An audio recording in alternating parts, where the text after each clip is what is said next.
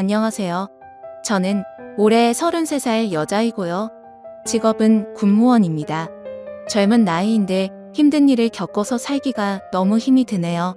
저는 살면서 이렇게 기가 막힌 경험을 해본 적이 없었어요. 오늘 이야기를 들어보시고 조언도 주시면 좋겠어요. 그럼 시작해 보겠습니다. 제 직업은 행정직 군무원입니다. 힘들게 1년간의 시험 공부를 통해 군무원에게 합격했어요. 남들은 군무원이라고 하면 찰밥통이니 회사 퇴사 걱정이 없고 나중에 연금까지 받으니 얼마나 좋은 직업이냐고 생각하죠. 그러나 그렇지만도 않아요. 물론 직업에 자부심이 있었지만 사람들이 생각하는 것과는 많이 다르다는 말이에요. 실상은 박봉에 어느 정도 연차가 있어야 삶의 질도 좋아지고 봉급도 올라가고 그때까지는 돈 벌기 참 힘들더라고요. 일반 직장인 친구들은 가끔 여행도 하고 바이러스 시국에도 걱정 없이 월급 나오는 저를 부럽다고 하더라고요. 하지만 어떻게 보면 군무원 생활하는 곳이 군대잖아요. 계급 사회죠. 그래서 그런지 오래 버티는 사람들이 별로 없어요. 다들 중간에 그만두거나 아니면 공부를 좀 더 해서 공무원이나 공기업으로 이직을 많이 하는 편이에요. 그래도 전 나름 오래 있긴 했어요. 행정직이라 그런지 그렇게 힘들지도 않고 제 일만 하면 크게 눈치 주는 상사도 없었어요. 이렇게 한 직장에서 일하면서 남편을 만나 결혼도 했습니다. 남편은 육군 소령이고요. 처음 남편을 보았을 때 제복이 너무 멋있더라고요. 군대이지만 항상 부하 직원들에게도 잘 대해주고 멀리서 보고 한눈에 이 사람이 진짜구나 하고 생각했어요. 신랑은 지원병과에서 일하고 있고 그쪽 일도 행정일이다 보니 서로 회의를 자주 하게 되고 그런데 군인과 민간인이잖아요. 군인들이 좀 막힌 데가 있어 한 번씩 의견이 잘 맞지 않더라고요. 그렇게 싸우다 보니 정이 들기도 하고 다른 사람 만날 시간은 없고 매일 얼굴 보는 사람은 그 사람이고 그러다 보니 연애도 하게 되더라고요. 그렇게 몇 개월 연애하다가 자연스럽게 결혼 이야기가 오고 가게 되었습니다. 사귀다 보니 나쁜 사람 같지는 않았어요. 그리고 비슷한 일을 하고 있어 결혼하면 좋은 점이 많을 거라 생각했어요. 그래서 결혼을 해도 되겠다 생각했습니다. 그렇게 누가 먼저랄 것도 없이 결혼을 진행하게 되었고 우리는 동료들의 축복 속에 부부가 되었습니다. 부대장님의 배려로 해외로 신혼여행도 길게 다녀올 수 있었어요. 그때만 생각하면 꿈만 같은 시간이었고 앞으로도 계속 이렇게 좋은 일들만 가득할 거라 생각했어요. 신혼생활은 너무나 행복했어요. 같은 부대에 근무하니 집에서도 보고 직장에서도 보고 가끔 지나가다 눈 마주치면 아무도 없는 창고에서 둘만의 야릇한 시간을 갖기도 하고 이래서 사람들이 때 되면 결혼하고 나의 반쪽을 찾는다고 생각했어요. 그런데 신혼생활 6개월쯤 지나면서 결혼 생활에 대한 환상이 깨져버렸습니다. 신랑이 지원병과에서 전투병과로 옮기면서 서로 얼굴 볼 일도 없더라고요.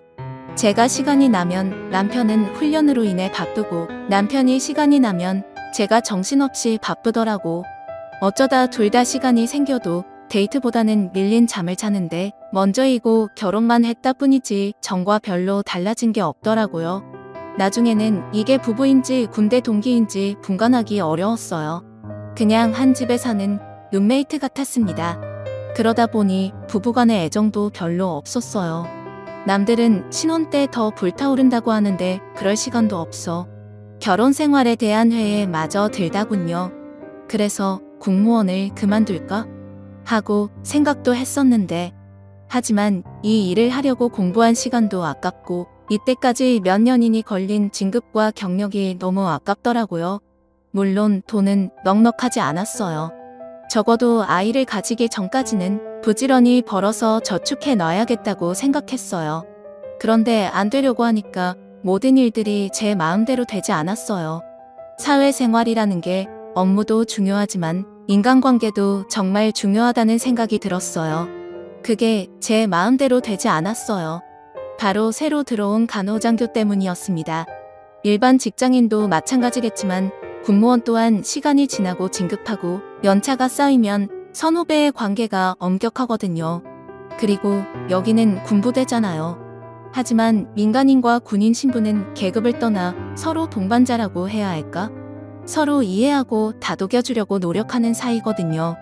친한 사이는 될 수 없겠지만 적어도 불편한 관계는 되지 말자고 생각했었습니다. 그런데 늦게 온 간호장교가 유난히 되게 까다롭게 굴고 불만도 많이 있어 보였어요. 나이도 비슷하고 계급도 대위라서 저도 막 대하기에는 좀 힘든 사람이었어요. 그런데 어느 날부터 저와 관계가 나빠지기 시작하더라고요. 평소에 똑같이 했는데도 뭐 행정일을 이따게 보냐? 등 짜증을 엄청나게 내더라고요. 그래서 제가 한 번은 시간을 내어 물어봤어요. 저게 대위님 뭐 제가 실수한 거 있나요? 근데 무시하듯이 그냥 말없이 노려보더니 가버리더라고요. 아무튼 결혼 생활도 재미없고 사무실에서 신경이 쓰이는 일도 생기다 보니 스트레스가 정말 많았습니다. 그러던 어느 날이었어요. 훈련을 다녀온 남편의 짐가방을 정리하는데 처음 보는 화장품이 보이더라고요. 남편이 쓰는 남성용이 아니라 여성용 화장품이었어요. 이거 당신 거 아니잖아. 어디서 났어? 그랬더니 남편은 그거 화장품 다 떨어져서 새로 샀어. 라고 겁니다. 그래, 그런데 이거 가벼운데 새 것 아니야? 아, 올라 쏟아져나 보지. 뭐 그렇게 꼬치꼬치 태물어 화를 내는 남편을 보니 저도 더 묻기가 싫어지더군요. 근데 여자의 직감이랄까 뭔가 좀 이상한 느낌은 들었지만 그날은 그냥 넘어가기로 했습니다. 그런데 며칠 후 전 똑같은 화장품을 다시 보았어요. 집이 아니라 사무실에서였죠. 그렇게도 저를 싫어하던 간호장교의 책상 위에 똑같은 화장품이 놓여 있었습니다. 처음엔 아무 생각 없이 봤어요. 우연일 수도 있겠죠. 화장품 전시대에 가면 흔하게 살 수 있는 화장품이고 우연히 같은 걸 샀을 가능성이 있잖아요. 그렇게 생각하고 넘어가려고 했습니다. 그런데 머릿속에서 그 생각이 지워지지 않더라고요. 자꾸만 뭔가 싸운 기분이 들었어요. 그때부터 저는 그 두 사람을 유심히 살펴보기로 했습니다. 회사에서는 간호장교의 행동을 주시하고 집에서는 남편을 능히 살펴보았죠. 그런데 딱히 이상한 건 없더라고요. 뭔가 증거가 될 만한 것들은 잡히지 않았어요. 어쩌면 제가 너무 예민하게 생각한 걸 수도 있겠다 생각했습니다. 그때에는 정말 스트레스로 잠도 잘 못 자고 그랬거든요. 신경이 예민한 상태였기는 했었어요. 그렇게 잊어버리고 지나가려는데 어느 날 충격적인 이야기를 듣게 되었습니다. 늦은 점심을 먹고 사무실로 돌아왔는데 사람들 몇몇이 모여서 이야기하고 있었어요. 그러다가 내가 다가가자 사람들이 황급히 자리를 떼더군요. 괜히 내 눈치를 살피면서 헛기침을 하는 사람도 있더라고요. 이상한 낌새를 눈치챈 저는 제일 친한 후배를 붙들어 물어봤습니다. 무슨 이야기를 했냐고 물었더니 그 후배가 망설이다가 제게 사실을 이야기해주더군요. 어젯밤에 누가 남편을 봤는데 그 간호장교와 모텔에서 나오더라 합니다. 소문날까봐 몇몇 사람들끼리만 이야기하고 있는데 제가 그걸 보고 추궁을 했던 거죠. 그리고 그거 사실이냐고 사람 얼굴 잘못 근본 증거 아니냐고 물어봤어요. 매일 보는 사람인데 잘못 볼 리가 없겠죠. 일단 후배의 사람들한테 얘기는 더 이상 퍼져나가지 않도록 입단속을 시켰습니다. 가슴이 답답하고 정말 미치겠더라고요. 결혼 생활 6년도 아니고 6개월 차인데 벌써 남편이 남의 편이 되나니 이어 현실판 부부의 세계가 되었어요. 마음 같아서는 당장에 그 두 사람에게 따지고 싶었지만 일단은 참았습니다. 확실한 증거를 잡고 싶었거든요. 다행히 소문은 더 퍼지지 않았고 남편도 그런 얘기가 돌았던 건 꿈에도 모르고 있더군요. 아무 일도 없다는 듯 출근하는 그 얼굴들을 보니 정말 뒷사랑 날려주고 싶더군요. 저는 먼저 남편 핸드폰에 위치 추적 응용 소프트웨어를 설치했습니다. 제 눈으로 확인하고 싶었거든요. 응용 소프트웨어를 깔면서 문자랑 통화 내용을 봤는데 벌써 지워버렸는지 없더라고요. 그렇게 남편의 행적을 추적하던 중 드디어 남편이 수상한 길로 가는 걸 발견했고 얼른 택시를 타고 남편이 있는 곳으로 향했습니다. 위치 신호낸 뒤 골목에 있는 모텔에서 멈춰 신호가 잡히더군요. 저도 그 앞에서 한참 동안 잠복해 있었어요. 얼마 후 예상대로 남편과 그 간호장도는 나란히 손을 잡고 같이 나오더군요. 그걸로 증거는 충분했습니다. 하지만 전 바로 행동하지 않았어요. 그렇게 시시하게 끝내고 싶지 않았거든요. 일단 두 사람이 같이 있다는 증거는 확인했으니 그냥 이대로 끝내기에는 너무나 화가 나더라고요.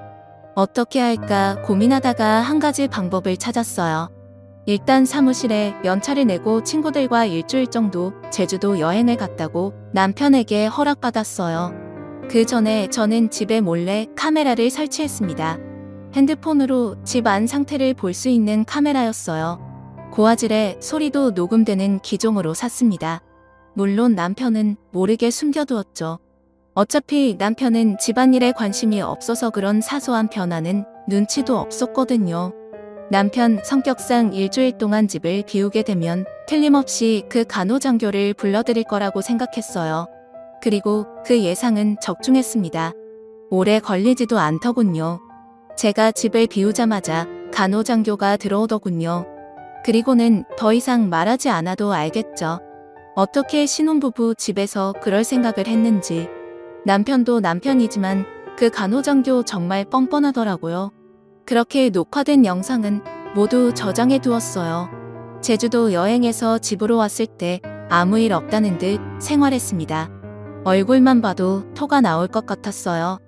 그리고 드디어 폭탄을 터뜨릴 날이 밝았습니다. 월요일 오전 행정직원과 관련된 사람들과의 미팅 시간. 간호장교는 오늘도 멋있는 표정으로 들어오더라고요. 그래, 그 표정 얼마나 오래가나 보자 하고 생각하니 웃음이 나왔어요. 드디어 회의 시작. 노트북에 연결된 영상을 보는 순간 회의에 모인 모든 사람이 깜짝 놀랐어요. 생각하지 않았던 영상이 나오자 처음에는 수군거리기만 하던 사람들이 영상 속 주인공들의 얼굴이 보이자 나지막이 소리를 내더라고요. 회의실은 완전히 아수라장이 되었습니다. 영상을 뗄 생각도 못하고 다들 당황해서 하고 있었지요. 그러다가 뒤에서 이게 무슨 짓이야 라는 소리가 들려왔어요. 충격과 공포가 가득한 목소리였어요. 그리고는 손을 바들바들 떨면서 저를 노려보더라고요. 저도 지지 않고 같이 노려봤습니다. 이거 사생활 침해 아니야? 당신 고소할 거야 라고 하더군요. 그래서 저도 그래 어디 고소 한번 해봐. 내가 당하고만 있을 것 같아? 라고 해주었어요. 상황이 이렇게 되자 분노를 주체하지 못한 간호장교는 그 자리를 박차고 나가버렸어요. 공개적으로 망신당했으니 군생활 똑바로 할 수는 없었겠죠. 그 후로 들리는 소문으로는 전 남편과 간호장교는 그 사건이 벌어진 이후로 서둘러서 제대를 하게 되었다고 하더군요. 저 또한 이혼과 몇 년간의 군무원 생활을 정리했답니다. 그리고 지금은 다시 공부해서 5급 행정직 공무원에 취업했습니다. 지금까지 제 이야기 들어주셔서 고맙습니다. 이렇게라도 이야기하니 속이 시원하네요. 오늘도 건강한 하루 보내시고요. 그리고 항상 남자 조심, 여자 조심, 사람 조심하세요. 감사합니다.